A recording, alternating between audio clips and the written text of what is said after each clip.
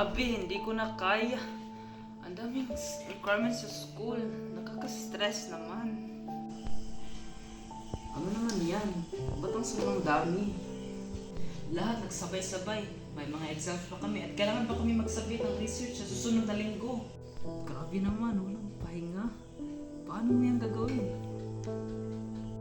Ewan ko nga. Kahit anong plano ko, parang hindi sapat ang oras. Feeling ko, hindi ko matatapos ang lahat.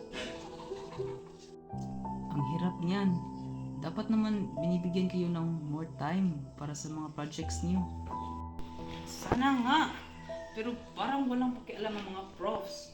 Parang lagi silang may deadline. Ganyan din kami dati. Sabay-sabay ang exams. Tapos may mga projects pa. Nakakabaliw. Oo, parang wala na akong pahinga. Hindi ko na minsan alam kung ano ang unahin ko.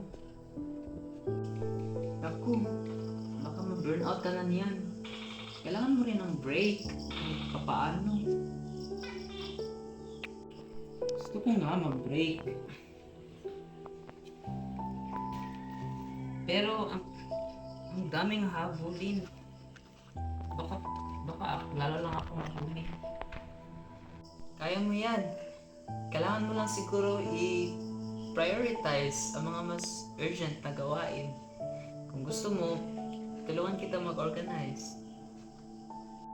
Sige, baka makatulong yan. minsan ang gulo kasi ng utak ko. Hindi ko alam kung paano ko ito sisimulan. Oo, minsan kailangan lang ng konting ayos para hindi ka overwhelmed. Step by step lang. Salamat ha. Sobrang stressful na pero at least nandyan ka para makinig. Walang anuman.